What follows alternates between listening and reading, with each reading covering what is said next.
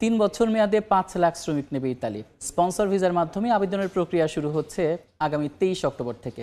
Click day অনুষ্ঠিত হবে ফেব্রুয়ারিতে। প্রথমবারের মতো এবং প্রতিবারের মতো এবারও সক্রিয় দালাল চক্র। তাই বাংলাদেশিদের সতর্ক থাকার আহ্বান জানিয়েছেন ইতালি প্রবাসীরা। হাসান মাহমুদের তথ্যচিত্রের রিপোর্ট। বিশ্বের অন্যতম শিল্প ও পর্যটন নির্ভর দেশ ইতালি তাদের শ্রমবাজারের ঘাটতি পূরণের লক্ষ্যে এবার ৩ বছর মেয়াদী ৫ লাখ শ্রমিক নেওয়ার সিদ্ধান্ত নিয়েছে। স্পন্সর ভিসায় শ্রমিক নেওয়ার আবেদন প্রক্রিয়া শুরু হচ্ছে ২৩ অক্টোবর থেকে। বিশ্বের নন ইউরোপিয়ান ৩৮টি দেশ থেকে কর্মী নেবে ইতালি সরকার। ২৩ অক্টোবর সকাল ৯টা থেকে আগামী ৭ ডিসেম্বর পর্যন্ত আগাম ফর্ম পূরণের মাধ্যমে আবেদন প্রক্রিয়া শুরু হচ্ছে। অন্যান্য বছরের চেয়ে এবার এই আবেদন প্রক্রিয়ায় জটিল আইন প্রণয়ন করায় দক্ষ ব্যক্তি এবং সঠিক মালিক ছাড়া আবেদন করা অনেকটাই কঠিন। তবে দালাল চক্রের খপ্পর থেকে সতর্ক থাকার আহ্বান জানিয়েছেন প্রবাসী বাংলাদেশিরা।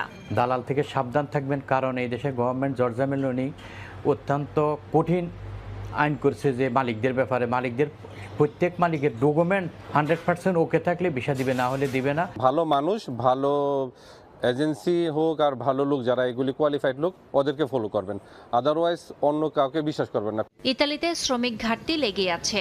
২০২৩ থেকে ২০২৫ সাল পর্যন্ত ৩ বছরে ৪,৫২,০০০ এবং পরে কোটা বাড়িয়ে তা ৫ লাখের মতো করা হয়েছিল।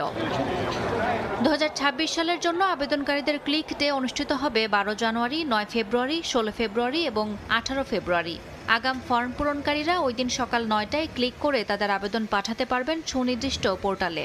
এবার স্বয়ংক্রিয়ভাবে মালিক এবং শ্রমিকের তথ্য যাচাই করে সঠিক ব্যক্তিদের ভিসার অনুমতিপত্র দেয়া হবে। ফলে বাংলাদেশিদের জন্য ঢাকায় ভিসা প্রাপ্তির ক্ষেত্রে হয়রানির শিকার হতে হবে না বলে মনে করছেন সংশ্লিষ্টরা। সময় সংবাদ, ইতালি।